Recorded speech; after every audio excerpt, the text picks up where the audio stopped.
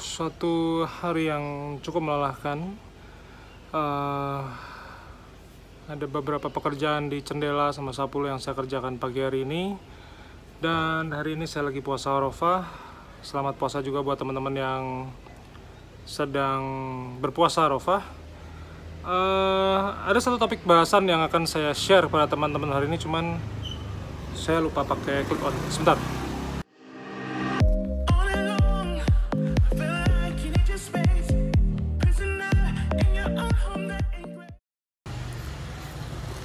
Mau nge-vlog lupa pakai clip on. Jadi emang kalau pas saya lagi di outdoor kayak begini, walaupun ini cuma di teras rumah ya, tapi kalau knalpot lagi belombongan lewat gitu saya suka bingung, sehingga saya juga nggak ngerti apakah teman-teman bisa mendengarkan suara saya dengan baik atau enggak. Tapi hari ini saya pakai kayak clip on keren banget, namanya adalah Saramonic. Ini tadi saya clipin, ini sekarang saya mau pakai magnetnya. Jadi saya coba gini, ini bisa gini magnet. Ya. Nah, pindah ke sini. Mudah-mudahan lebih enak. Terima kasih yang pertama buat Saramonic udah support saya dalam berkarya. Jadi saya berharap audionya jadi lebih bagus sehingga teman-teman bisa mendengarkan suara saya dengan lebih baik.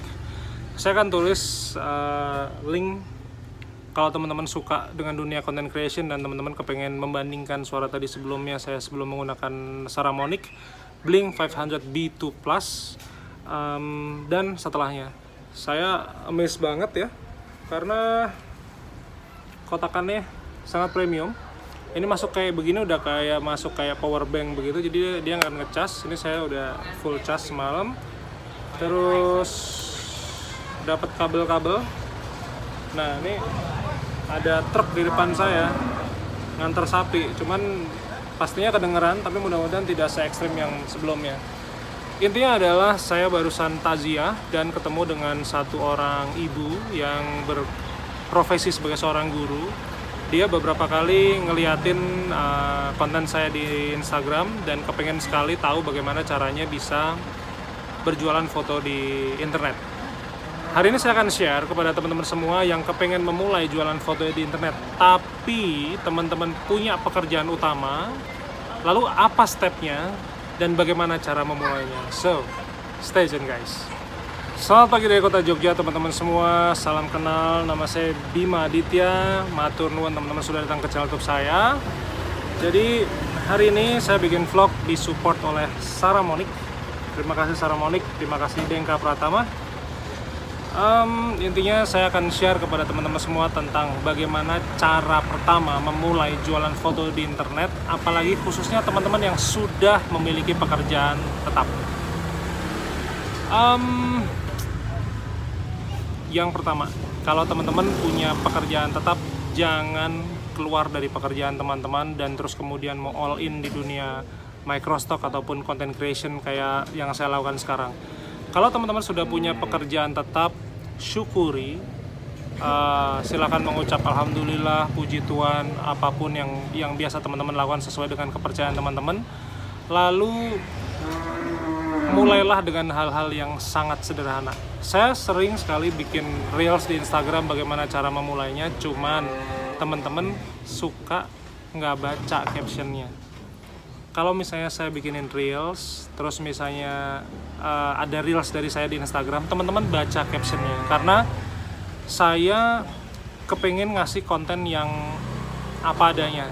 Jadi kalau misalnya saya kasih tips, saya nggak cuman kepengen dapat views dari teman-teman, cuman saya kepengen teman-teman tahu step-stepnya. Maka baca captionnya, baca descriptionnya, baik di reels di Instagram maupun short di YouTube saya. Nah, yang pertama caranya sebenarnya gampang, teman-teman daftar dulu. Nah, daftar itu ada dua, daftar sebagai pembeli atau daftar sebagai kontributor. Kebanyakan teman-teman itu salah daftarnya sebagai pembeli. Jadi masuk ke Shutterstock-nya Shutterstock yang biasa, padahal harusnya adalah Shutterstock for kontributor. Kontributor itu adalah penyedia karya.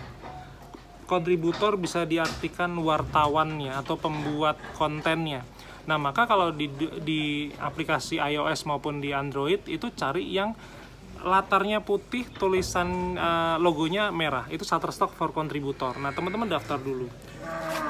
Berikutnya, kesalahan yang sering sekali ketemu adalah teman-teman itu tidak memahami karena biasanya emailnya dalam bahasa Inggris. Dalam bahasa Inggris itu sebenarnya teman-teman cuma suruh klik verification by click this link below. Itu artinya teman-teman tinggal klik link yang ada di bawah ini. Itu tuh saya sudah mencoba ya. Saya mencoba dari mulai mendaftarkan teman saya, dari mulai ngasih nama, email dan lain sebagainya sampai dia bisa jualan karya, itu tuh benar-benar cuma 10 menit. Kalau teman-teman simple mikirnya, sabar, ada form apa diisi, itu benar-benar cuma 10 menit. Saya sudah pernah mempraktekkan. Nah, di Reels kemarin saya sudah bilang, kalau daftar jangan pakai apps, tapi daftarnya pakai browser. Browser itu teman-teman buka Safari, buka Google Chrome, itu namanya browser. Jadi walaupun pakai handphone, browser itu ada.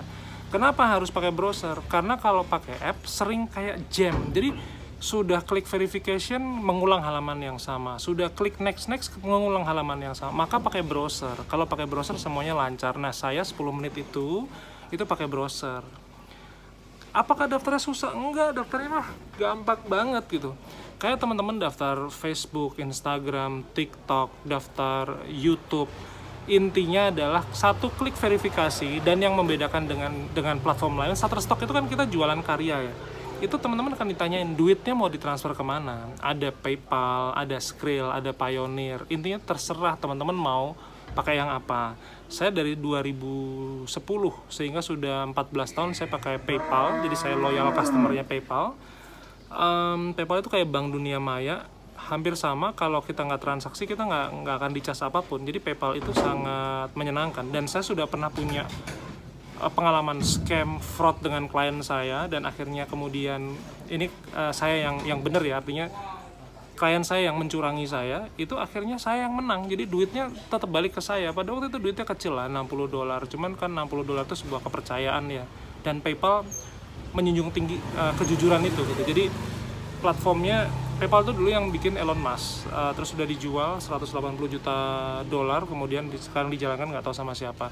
Nah, jadi teman-teman sederhana, daftar sebagai Shutterstock for Contributor, kemudian masukin pembayarannya mau pakai apa, yang mana pembayaran itu nanti aja, pembayaran pajak tuh nanti aja ketika teman-teman sudah mau bayaran.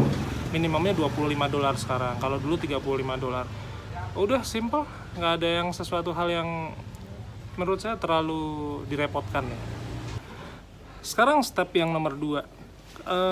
Tadi kan teman-teman saya di depan saya kasih overview bahwa sebenarnya kita itu sudah punya pekerjaan tetap. Kayak saya sudah punya pekerjaan tetap. Pekerjaan tetap saya benar-benar memotret. Klik-klik saya dibayar. Klik artinya pemotretan offline. Saya masih memotret offline. Nah, maka apapun pekerjaan tetap kita sekarang, kalau saya fotografer ya saya memotret, teman-teman mungkin guru, teman-teman mungkin supir ojek online, teman-teman mungkin masinis, kemudian teman-teman mungkin pedagang buah di pasar segala macam. Intinya jangan pernah meninggalkan pekerjaan utama teman-teman yang sudah bertahun-tahun menjadi tambatan hati lah, udah bertahun-tahun menjadi pemecah semua masalah, yang menjadi jalurnya Tuhan untuk menurunkan rezeki pada teman-teman. Shutterstock itu yang paling utama yang saya kepengen share kepada teman-teman adalah menciptakan passive income masa depan. Jadi apapun pekerjaan teman-teman, memotretlah dan buatlah karya dari objek-objek atau momentum-momentum yang ada di sekitaran teman-teman. Sekarang contohnya begini, seorang ibu yang tadi tanya kepada saya bagaimana cara memulai Shutterstock itu, dia adalah seorang guru. Maka saya bilang begini, ibu motret saja yang bernuansa edukasi atau pendidikan. Misalnya ada garisan, penghapus, papan tulis, kemudian siswa-siswi berseragam, atau kemudian juga ada lingkungan sekolah, ada pita merah putih, ada bendera merah putih. Ibu motret yang ada di sekitaran ibu, saya bilang begitu. Maka kalau teman-teman misalnya adalah supir ojek online, teman-teman bikin stok foto yang berkaitan dengan sistem transportasi yang teman-teman temui sekarang. Misalnya teman-teman bekerja di satu platform misalnya namanya Gojek atau Grab. Teman-teman foto velg mobilnya, teman-teman foto logo Gojek atau Grab-nya, teman-teman foto helm hijaunya, jaket hijaunya, itu teman-teman foto, karena itu semua duit. Kenapa kita nggak memotret, misalnya teman-teman supir ojek online, terus kenapa teman-teman nggak memotret landscape misalnya? Kejauhan, satu kejauhan, cost-nya terlalu tinggi, ribet, skillnya berbeda, sehingga teman-teman nanti malah nggak fokus. Harusnya teman-teman memotret apapun yang ada di depan teman-teman sendiri. Nah, sekarang niche saya apa? Saya 12 tahun jadi wedding photographer, maka yang saya foto sederhana, ada cincin, ada momen orang di depan altar, kemudian ada bunga. Dari situ saya merambah ke yang namanya travel, tourism, kulineri. Kenapa masuk ke situ? Karena kan saya motretnya di Bali, saya motretnya di Singapura, saya motretnya di Hong Kong. Masa saya motret hanya motret kliennya doang? Kan saya nggak. Dimsumnya saya foto, landscape di Balinya saya foto, kemudian dermaganya di Maladewa saya foto. Kenapa saya motret di situ? Karena saya punya privilege itu semua. Nah, apakah seorang Bima Aditya punya privilege di bidang edukasi? Jelas enggak. Apakah saya punya privilege untuk memotret di tambang? Jelas enggak. Yang punya privilege itu keistimewaan untuk motret di tambang siapa? Ya teman-teman yang kerja di bidang pertambangan. Yang punya privilege motret garisan, siswa, siswi, bahkan mungkin baju ASN yang warna coklat itu siapa? Ya teman-teman yang jadi guru, teman-teman yang kerja sebagai ASN gitu. Maka jangan keluar dari circle-nya teman-teman. Saya contohin ya, saya pernah motret 1 daun di Bali. Saya dari Jogja nih, saya terbang ke Bali kan pasti ada tiket pesawat, hotel, makan, transportasi. Walaupun saya transportasi banyak sewa motor di Bali ya. Cuman daun itu di Bali itu lakunya 10 sen. Terus teman-teman tahu nggak, saya hanya memotret di halaman rumah saya ini mungkin sekarang cukup highlight ya, terang sekali ya. Dulu saya pernah punya pohon ketapang di sini. Daunnya saya ambil, ya kalau yang di Bali lakunya 10 sen, yang di depan rumah lakunya 44 sen. Jadi yang mau saya terapkan begini, ini percaya nggak percaya, bahwa Tuhan itu kalau ngasih rezeki itu kadang tuh cuman kayak sepanjang tangan kita gitu. Maka nggak usah jauh-jauh, motret aja yang ada di sekitar rumah teman-teman. Oke, kalau audio sih nggak ada masalah, cuman problemnya adalah saya harus memotret, harus bikin vlog di depan lagi nyetel musik-musik, saya nggak bisa masukin ke sini karena nanti saya bisa kena copyright, saya nggak dapat AdSense. Jadi saya balik ke dapur, saya nyalain dulu lampunya, sebentar ya. Oke. Saya akan nge-vlog akhirnya di dapur.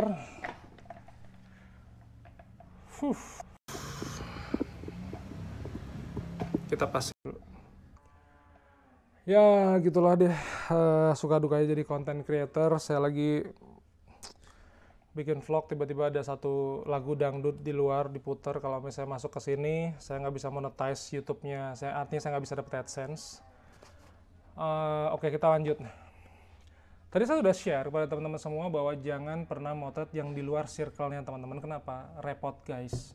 Teman-teman harus traveling, padahal nggak perlu harus traveling. Teman-teman harus kayak pergi ke satu tempat, padahal sebenarnya nggak penting juga gitu.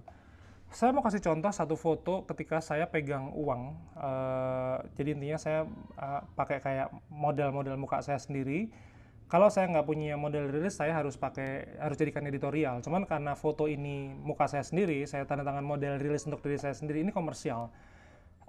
Saya dapat 10 sen. Di manakah tempat ini berada? Ini adalah di sebuah ruang tunggu shuttle bus dari Semarang ke Jogja. Pada waktu itu saya lagi layat anaknya teman saya. Kemudian saya masuk ke ruang tunggu. Saya motret, saya nunggu soalnya waktu itu shuttle saya itu masih sekitar 45 menit, saya bikin stok foto dan laku terjual.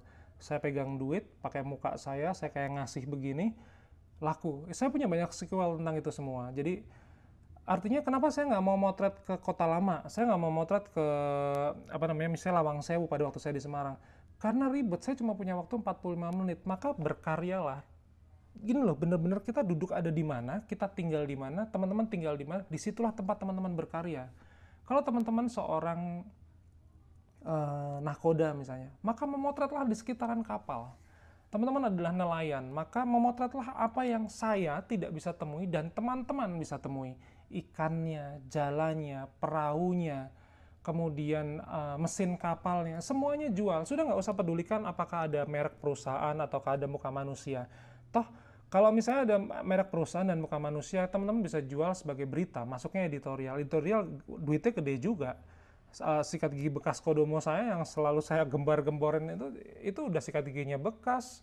Saya motretnya cuman pakai isolated, akhirnya lakunya $15 per download. Ada banyak foto-foto saya yang saya sampai ke Hong Kong, bahkan belum sampai $15 ada gitu. Jadi setiap foto itu punya chemistry-nya sendiri-sendiri. Setiap foto punya rezekinya sendiri-sendiri. Bahkan jangankan rezeki saya dan rezeki teman-teman ya, karya saya saja, saya punya 5.000-an stok foto. Itu masing-masing foto 1 sampai 5.000 itu punya rezekinya masing-masing. Saya nggak bisa paksa mereka untuk mereka harus oke, satu foto $10 berarti kalikan 5.000, bukan begitu pola pikirnya. Maka tadi daftar dulu. Lalu yang kedua, teman-teman memotret yang ada di sekitaran teman-teman. Udah itu dulu, nggak usah yang ribet-ribet. Sekarang fotonya harus pakai tema nggak? Kalau bisa ya. Kalau teman-teman nggak bisa, motret aja random, apalagi teman-teman baru. Nanti pengklasifikasinya pakai collection. Teman-teman cari di channel YouTube saya cara membuat collection. Collection itu sebuah kayak ibaratnya kayak lemari-lemari kecil. Ini misalnya temanya nature, ini temanya medical, ini temanya edukasi. Teman-teman bisa bikin. Cuman ketika teman-teman baru nyemplung pertama kali, random aja. Teman-teman masih bahasa internet marketingnya itu teman-teman newbie, orang yang baru nyemplung. Itu tuh random aja, nggak usah kayak harus begini, harus begitu, nggak usah. Semuanya aja di foto. Nanti teman-teman akan memiliki stylenya sendiri. Teman-teman akan menemukan kesukaannya sendiri. Saya 12 tahun jadi wedding photographer, ternyata kesukaan stok foto saya bukan motret wedding. Bukan dari stok-stok wedding. Income terbesar, microstock saya, itu bukan dari wedding fotografi. Wedding fotografi itu nomor 2. Yang nomor 1 adalah tourism. Jadi saya nggak pernah tahu bahwa ternyata keisengan saya di Central Pier Hong Kong misalnya, saya motret dermaga, saya motret lautan, ternyata itu justru menjadi income berikutnya yang akhirnya menambah pundi-pundi saya di PayPal. Padahal saya di Hong Kong itu saya motret portrait, saya dibayar 18 juta untuk 1 hari. Tapi ternyata passive income saya bukan dari portrait, passive income saya justru dari tourism. Dimsum, kemudian sate gurita, kemudian tempat makan di Hong Kong, kemudian ada restoran Bubagam namanya. Ada juga foto bapak-bapak tua lagi kayak ngelapin tong sampah di Hong Kong. Saya justru rezekinya dari situ. Jadi saya aja yang udah 15 tahun motret, saya nggak bisa tebak kadang-kadang rezeki saya datangnya dari mana. Nah, kalau teman-teman baru, silakan motret di circle-nya teman-teman. Bentuknya kayak apa? Nyontek aja. Nyontek itu ada etikanya. Teman-teman nggak boleh nyontek yang benar-benar literally sama persis plug description kata kunci, nggak boleh. Teman-teman nggak akan bisa mencuri. Kalaupun teman-teman nggak mencuri, itu namanya teman-teman pemalas. Nyontek itu konsepnya. Konsepnya misalnya begini, saya contohkan foto tadi saya misalnya fotonya kan memberikan uang ya. Konsepnya adalah deliver money, giving money. Teman-teman bisa konsepnya misalnya sambil senyum, tangannya ke kiri, sambil senyum tangannya ke depan, atau misalnya tangannya pakai tangan 2, atau ada model berikutnya, itu konsepnya. Description-nya silahkan nyontek punya saya, punya kontributor lain, nyonteknya di mana? Kadang saya juga bingung, kok nyontek aja disuruh nyontek aja kok bingung ya. Nyontek itu dari mana aja? Google, majalah, Microstock, artinya ada Shutterstock, Getty Image, iStock, nyontek. Saya sampai prihatin loh, teman-teman itu kita nih di Indonesia dari kecil nggak boleh nyontek, makanya sampai sekarang suruh nyontek aja bingung, nyonteknya di mana gitu. Padahal nyontek itu di mana aja gitu. Setelah nyontek description dan kata kunci, di-adjust itu dimodif sesuai dengan yang kita tulis. Objeknya apa? Yang kita mau jual tuh objeknya apa? Kalau objeknya misalnya pensil, warnanya merah, maka bilang red pencil. Jangan ikut-ikutan. Kalau cuma copy paste itu sih orang pemalas. Orang pemalas nggak bakal bisa dapat uang. Maka teman-teman harus mencontek. Nyontek aja di shutterstock.com, di Pond5, di Getty Image, di iStock. Nyontek aja gitu. Teman-teman nggak usah ribet-ribet. Pakai handphone bisa nggak? Waduh guys. Foto saya kemarin di Bukit Mongrang udah approve semua. Approve semuanya. Approve tuh sekarang ada 2 ya, approve di portfolio dan approve di data licensing. Kalau approve di portfolio yang beli manusia, kalau di data licensing yang beli itu kayak Photoshop, Canva, kemudian Tesla, jadi ChatGPT. Jadi intinya adalah semua perusahaan-perusahaan yang pakai AI, itu belinya lewat data licensing. Maka Saya mau approve di portofolio Shutterstock saya, alhamdulillah. Saya mau approve di data licensing, alhamdulillah. Jadi keduanya ini datengin duit. Kalau yang lewat manusia datangnya dari apa namanya jual beli ya portal berita dan sebagainya. Kalau yang dari AI ini dapat duitnya dari kontributor fund. Jadi misalnya Photoshop langganan 1 tahun 12 juta itu ada kayak fundnya khusus untuk membeli stok-stok lain yang sekiranya didapat dari artificial intelligence. Jadi mau pakai handphone, pakai aja handphone. Nggak usah buru-buru harus beli kamera, mirrorless, DSLR.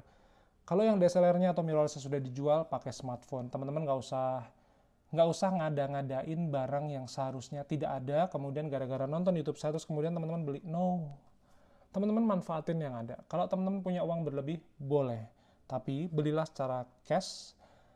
Jadi sesuai kebutuhan, sesuai kemampuan, dan cash keras. Karena fotografi, ini saya bisa disclaimer dulu ya, industri yang saya tekuni ini buat saya profesi, tapi buat teman-teman ini adalah kebutuhan tersier. Tersier itu adalah kebutuhan yang di bawahnya primer dan sekunder. Jadi artinya ini beberapa dari kita ini sudah kebutuhan kemewahan. Nah itu hati-hati, teman-teman harus membeli sesuai kemampuan, sesuai kebutuhan, dan cash keras.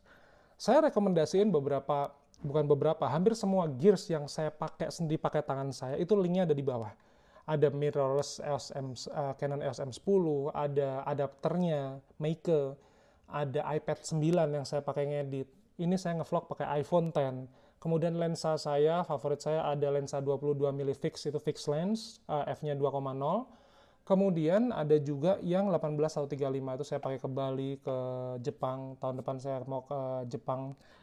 Itu aja masih kayak mikir, saya kayaknya mau motret pakai smartphone aja biar saya bisa sharingnya lebih banyak. Tutorial cara motret dengan smartphone. Walaupun kalau misalnya teman-teman kepengen menikmati, kepengen belajar saat ini, teman-teman bisa beli ebook Fonografi saya, linknya ada di bawah. Itu murni saya mengerjakan stok foto maupun kebutuhan pemotretan villa, kebutuhan pemotretan cafe saya untuk personal branding coffee shop saya di Jogja 10 Coffee, ataupun The Jendela, ataupun villa-villa saya. Itu saya memotretnya pakai smartphone. Jadi saya sharingin semua real project. Real project itu artinya yang projectnya saya kerjakan, saya dapat uang dari situ. Itu semuanya menggunakan smartphone. iPhone X saat ini. Ada sih sebagian foto yang masih menggunakan Samsung A10s juga masih ada. Xiaomi Redmi Note 7 juga masih ada. Cuman saya kumpulin jadi satu projectnya. Tutorialnya saya compile jadi satu di sebuah ebook namanya Fonografi. Itu linknya ada di bawah. Nah kalau teman-teman kepengen belajar tentang dunia microstock, ada 2 ebook di bawah. Teman-teman bisa milih sih, basic atau sama intermediate.